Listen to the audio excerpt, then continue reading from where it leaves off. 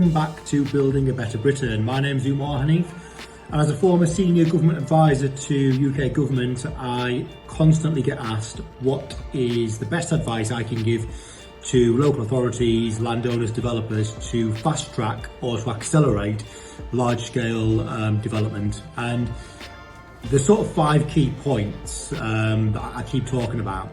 And the first thing is working with a good quality, forward-thinking, innovative local authority. The second is land assembly, because that isn't always easy. The third thing is making sure you've got a credible delivery partner, as in somebody that can and will deliver this on time and to budget. The fourth thing is investment, making sure that you've got the funds ready for deployment. And then the fifth thing is exit. And then with that I include the stabilisation of income and refinance as well.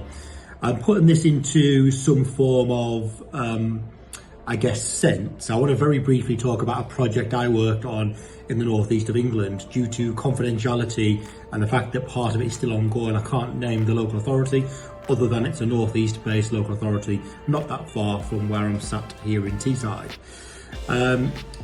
The local authority was very keen to deliver investment. They were very keen to regenerate a large part of their town centre, but also effectively doubling the town centre in terms of the footprint by attracting businesses to the area, by improving infrastructure and ultimately creating a more welcoming environment that offers other reasons to come to a town centre beyond just retail.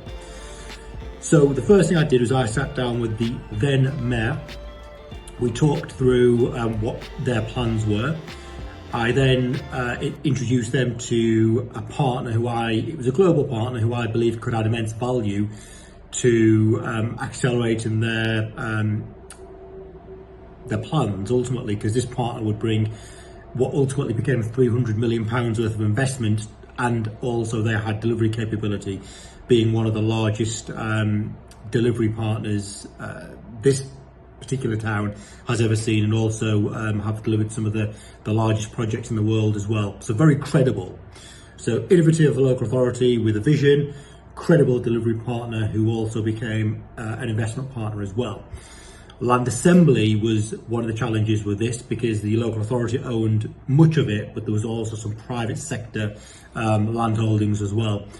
So one of the things that we did was we optioned up the local authority land and put that into ultimately an urban regeneration vehicle, where local authority was an equity partner.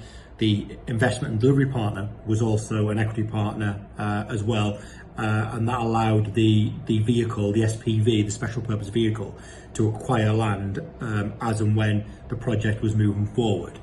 But what that also meant was we put a clawback arrangement in as well, meaning that if performance wasn't hit, if the project became stagnant and they weren't delivering to milestones, then ultimately whatever was built, or the land, if it was just land, would then revert back into the ownership of the local authority, and the option would be null and void. And that meant that it kept up the pace and delivery. So we did that. The first phase of the development was a 60,000 square foot mixed use office development ultimately.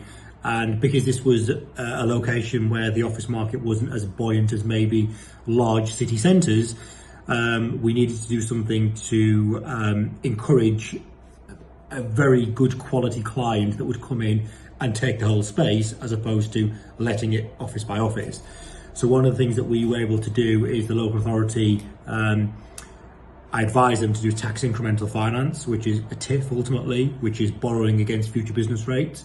And part of that fund was to flatten the land and service the site, enabling the building to be built, but also to offset some of the liability in the rent for the first 2 years, which allowed the end user to come in, and it's not that dissimilar to a head lease. They just offset some of the rent for 2 years, allowing them to come in, build a client base, stabilise the income, and start trading. And that's created several hundred new jobs, and it's meant that the project is viable because the local authority has been able to put some of that tax incremental finance borrowing into the viability gap, which I think was about £3.5 million, which made the project stack up. And then with the covenant strength of this end user, the project has flown, establishing a new benchmark for market rent and giving confidence for other end users and businesses to come to this particular town. So that's just a very quick whistle-stop tour as to what we've done, how we've done it, and if you want to know more, please feel free to tune in and reach out.